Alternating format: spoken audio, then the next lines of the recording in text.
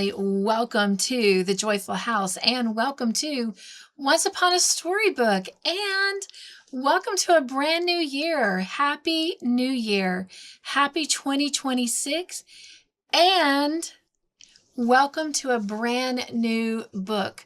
We are continuing the Anne of Green Gables series, but today we are starting book 5 of that series. And we are going to start reading from Anne's House of Dreams. So if you will, sit back, relax, get comfortable, and let's dive into chapters 1 and 2. These chapters do have titles, so let me share those titles with you. Chapter 1 is entitled In the Garret of Green Gables, and chapter 2 is titled The House of Dreams.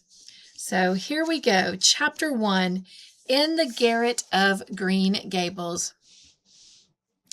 Thanks be. I'm done with geometry, learning or teaching it, said Anne Shirley, a trifle vindictively as she thumped a somewhat battered volume of Euclid into a big chest of books, banged the lid in triumph, and sat down upon it, looking at Diana Wright across the Green Gables garret with gray eyes that were like a morning sky.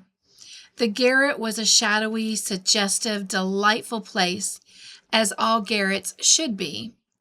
Through the open window by which Anne sat blew the sweet, scented, sun-warm air of the August afternoon. Outside, poplar boughs rustled and tossed in the wind. Beyond them were the woods where Lover's Lane wound its enchanted path and the old apple orchard, which still bore its rosy harvest munificently. And over all was a great mountain of snowy clouds in the blue southern sky. Through the other window was glimpsed a distant, white-capped blue sea, the beautiful St. Lawrence Gulf, on which floats like a jewel Albuquerque, whose sober, sweeter Indian name has long been forsaken for the more prosaic one of Prince Edward Island. Diana Wright, 3 years older than when we last saw her, had grown somewhat matronly in the intervening time, but her eyes were as black and brilliant, her cheeks as rosy, and her dimples as enchanting as in the long-ago days when she and Anne Shirley had vowed eternal friendship in the garden at Orchard Slope. In her arms she held a small, sleeping, black-curled creature, who for 2 happy years had been known to the world of Avonlea as Small Anne Cordelia.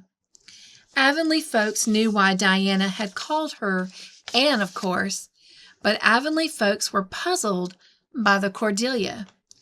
There had never been a Cordelia in the Wright or Barry connections. Miss Harmon Andrews said she supposed Diana had found the name in some trashy novel, and wondered that Fred hadn't more sense than to allow it. But Diana and Anne smiled at each other. They knew how Small Anne Cordelia had come by her name. You always hated geometry, said Diana with a retrospective smile. I should think you'd be real glad to be through with teaching anyhow. Oh, I've always liked teaching apart from geometry. These past 3 years in Summerside have been very pleasant ones. Mrs. Harmon Andrews told me when I came home that I wouldn't likely find married life as much better than teaching as I expected. Evidently, Miss Harriet is of Hamlet's opinion that it may be better to bear the ills that we have than fly to others that we know not of. Anne's laugh, as blithe and irresistible as of yore, with an added note of sweetness and maturity, rang through the garret. Marilla in the kitchen below, compounding blue plum preserve, heard it and smiled, then sighed to think how seldom that dear laugh would echo through Green Gables in the years to come. Nothing in the knowledge that Anne was going to marry Gilbert Blythe, but every joy must bring with it a little shadow of sorrow. During the 3 Summerside years, Anne had been home often for vacations and weekends, But after this, a biannual visit would be as much as could be hoped for. You needn't let what Miss Harmon says worry you, said Diana, with the calm assurance of the 4 years matron. Married life has its ups and downs, of course. You mustn't expect that everything will always go smoothly. But I can assure you, Anne, that it's a happy life when you're married to the right man. Anne smothered a smile. Diana's airs of vast experience always amused her a little. I dare say I'll be putting them on too when I've been married 4 years, she thought. Sure, my sense of humor will preserve me from it, though. Is it settled yet where you are going to live? Asked Diana, cuddling small Cordelia with the imitable gesture of motherhood which always sent through Anne's heart, filled with sweet, unuttered dreams and hopes, a thrill that was half pure pleasure and half a strain ethereal pain. Yes, that's what I wanted to tell you when I phoned for you to come down today. By the way, I can't realize that we really have telephones in Avonlea now. It sounds so preposterously up to date and modernish for the darling leisurely old place. We can thank that AVIS for them, said Diana. We should never have gotten the line if they hadn't taken the matter up and carried it through. There was enough cold water thrown to discourage any society, but they stuck to it nevertheless. You did a splendid thing for Avonlea when you founded that society. And what fun we did have at our meetings. Will you ever forget the Blue Hall and Judson Parker's scheme for painting medicine advertisements on his fence? I don't know that I'm wholly grateful to the AVIS in the matter of the telephone, said Anne. Oh, I know it's most convenient, even more so than our old device of signaling to each other by flashes of candlelight. And as Miss Rachel says, Avonlea must keep up with the procession. That's what. But somehow I feel as if I didn't want Avonlea spoiled by what Mr. Harrison, when he wants to be witty, calls modern inconveniences. I should like to have it kept always just as it was in the dear old days. That foolish and sentimental and impossible. So I shall immediately become wise and practical and possible. The telephone, as Mr. Harrison concedes, is a buster of a good thing, even if you do know that probably half a dozen interested people are listening along the line. That's the worst of it, sighed Diana. It's so annoying to hear the receivers going down whenever you ring anyone up. They say Mrs. Harmon Andrews insisted that their phone should be put in their kitchen just so that she could listen whenever it rang and keep an eye on the dinner at the same time. Today, when you called me, I distinctly heard that queer clock of the pies striking. So no doubt Josie or Gertie were listening. Oh, so that is why you said you've got a new clock at Green Gables, haven't you? I couldn't imagine what you meant.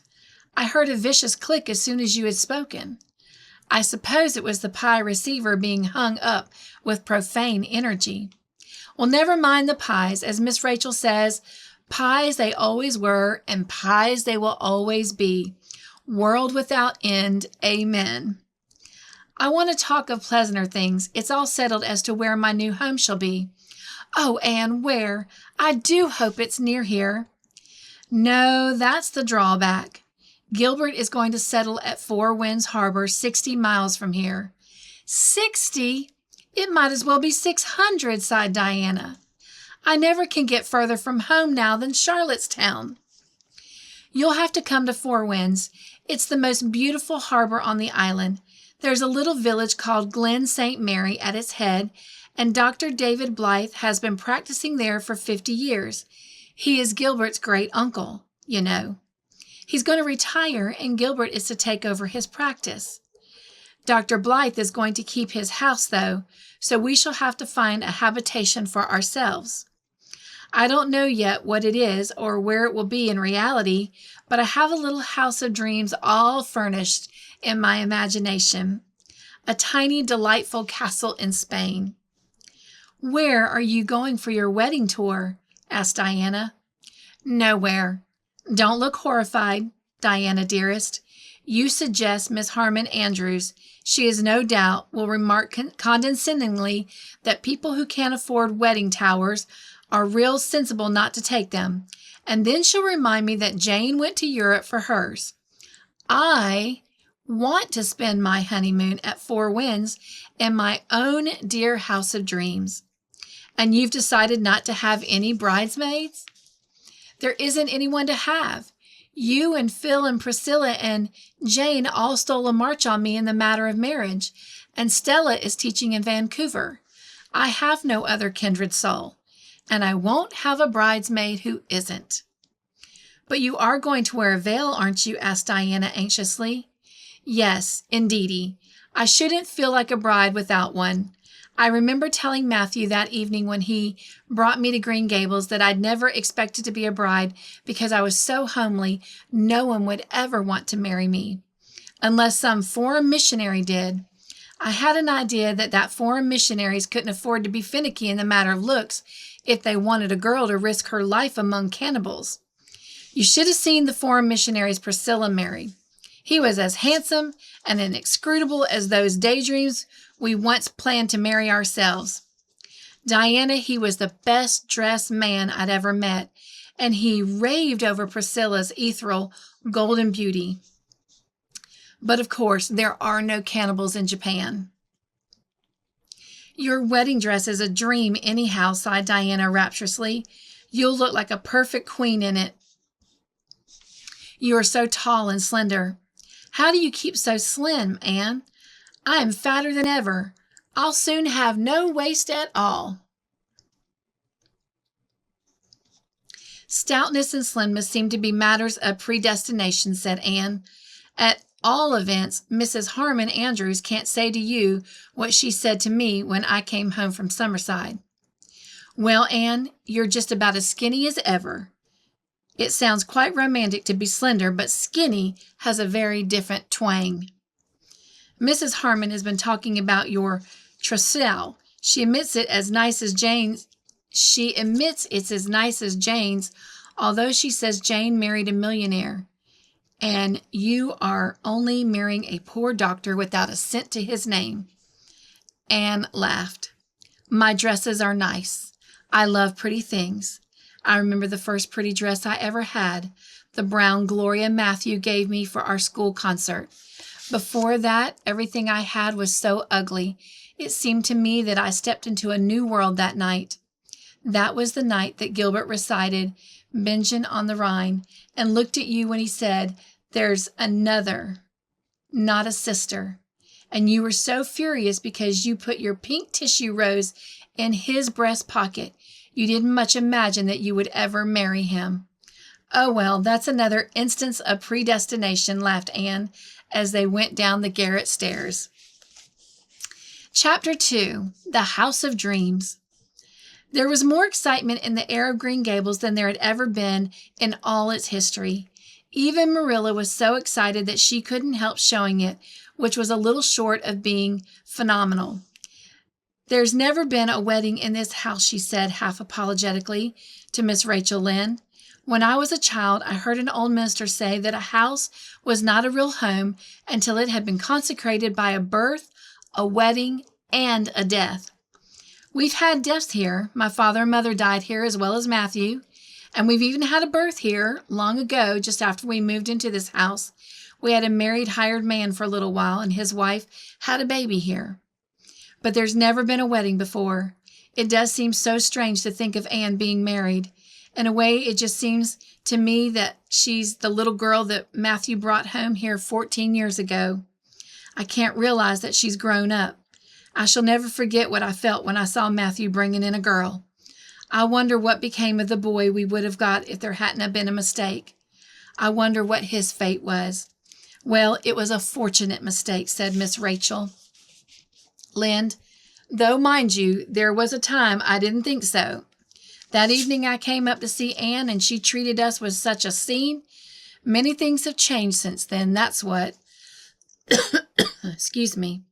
Miss Rachel sighed and then brisked up again. When weddings were in order, Miss Rachel was ready to let the dead past bury its dead. I'm going to give Anne 2 of my cotton warp spreads, she resumed, a tobacco stripe one and an apple leaf one. She tells me they're getting to be real fashionable again.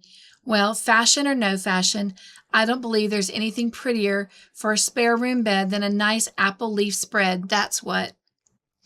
I must see about getting them bleached. I've had them sewed up in cotton bags ever since Thomas died, and no doubt there's an awful color. But there's a month yet, and dew bleaching will work wonders. Only a month, Marilla sighed, and then said proudly, I'm giving Anne that 6 braided rugs I have in the garret. I never supposed she'd want them. They're so old-fashioned, and nobody seems to want anything but hook mats now. But she asked me for them, said she'd rather have them than anything else for her floors. They are pretty. I made them of the nicest rags and braided them in stripes. It was such a company these last few winters. And I'll make her enough blue plum preserve to stock her jam closet for a year. It seems real strange. Those blue plum trees hadn't been in blossom for 3 years, and I thought they might as well be cut down, and this last spring they were white, and such a crop of plums I've never remembered at Green Gables. Well, thank goodness that Anne and Gilbert really are going to be married after all. It's what I've always prayed for, said Miss Rachel, in the tone of one who is comfortably sure that her prayers have availed much. It was a great relief to find out that she really didn't mean to take the Kingsport man. He was rich to be sure, and Gilbert is poor, at least to begin with, but then he is an island boy. He's Gilbert Blythe, said Marilla contentedly. Marilla would have died the death before she would have put into words the thought that was always in the background of her mind whenever she had looked at Gilbert from his childhood up, the thought that had it not been for her own willful pride long, long ago, he might have been her son. Marilla felt that in some strange way his marriage with Anne would put right that old mistake. Good had come out of the evil of the ancient bitterness. As for Anne herself, she was so happy that she almost felt frightened. The gods, so says the old superstition, do not like to be told two happy mortals do not like to behold 2 happy mortals. It is certain, at least, that some human beings do not. 2 of that ilk descended upon Anne one violet dusk and proceeded to do what in them lay to prick the rainbow bubble for satisfaction. If she thought she was getting any particular prize in young Dr. Blythe, or if she imagined that he was still as infatuated with her as he might have been in his salad days, it was surely their duty to put the matters before her in another light. Yet these 2 worthy ladies were not enemies of Anne. On the contrary, they were really quite fond of her, and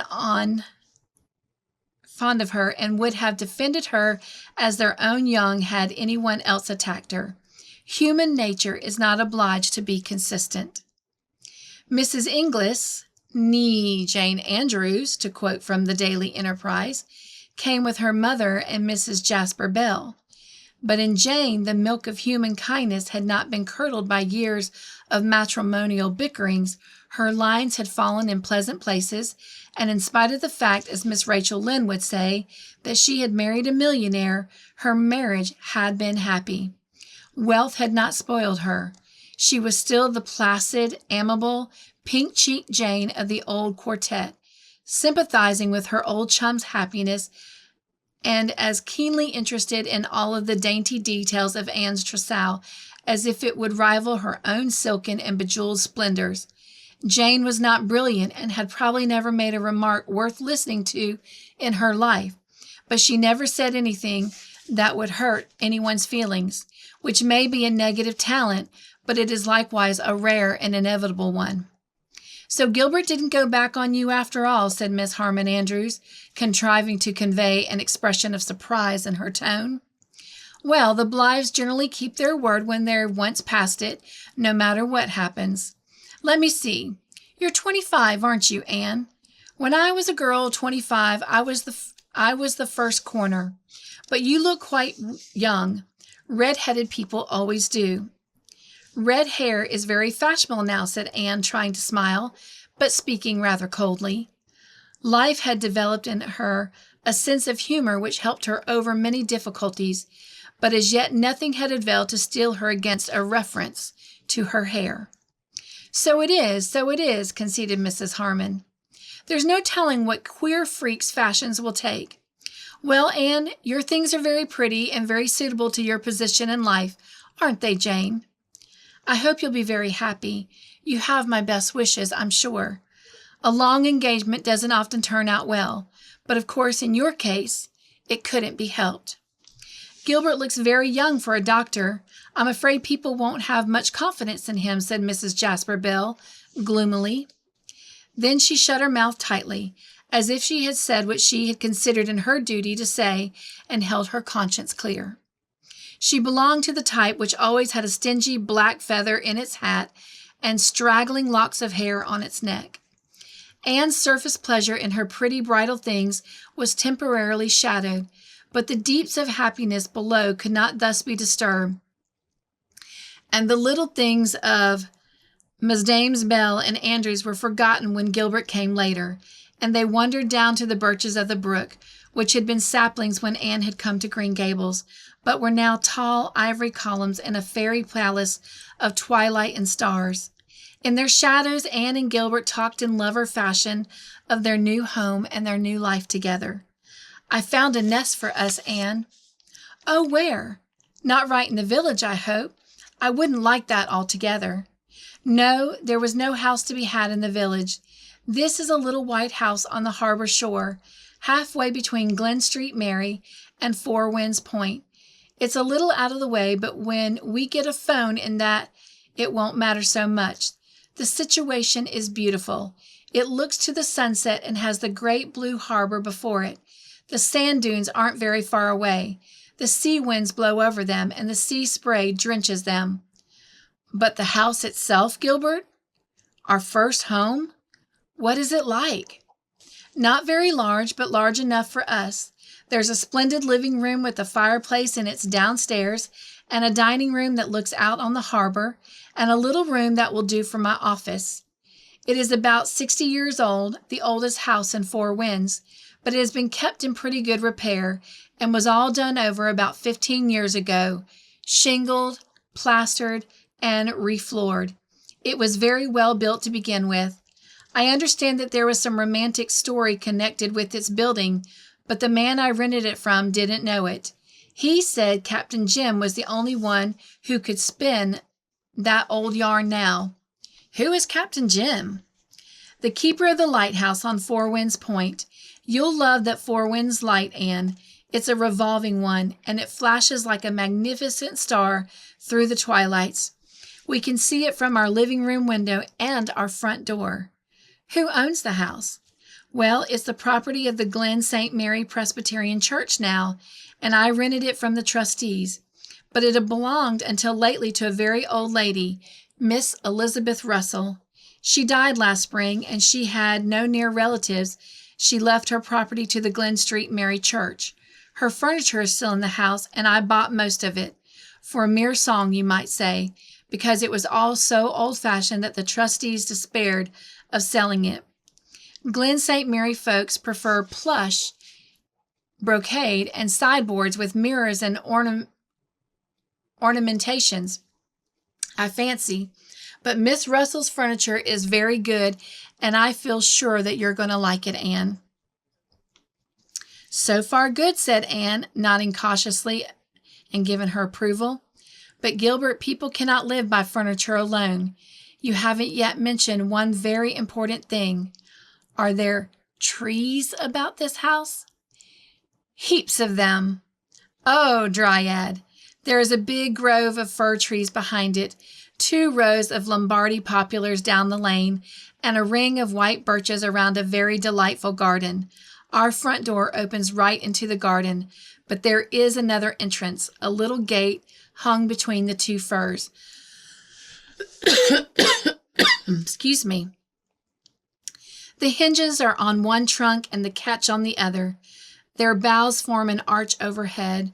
Oh, I'm so glad. I couldn't live where there were no trees. something vital in me would just starve. Well, after that, there's no use asking you if there's a brook anywhere near. That would be expecting too much. But there is a brook, and it actually cuts across one corner of the garden. Then, said Anne with a long sigh of supreme satisfaction, this house you have found is my house of dreams and none other. Well, thank you for joining me today for our storybook adventure. I hope you enjoyed those 2 chapters, and I am excited to be back on our journey of the Anne of Green Gables. Happy New Year, and I will see you next week for the next 2 chapters. Be joyful, be the joy in everything you do, and remember to hug yourself daily. All right, I'll see you next week.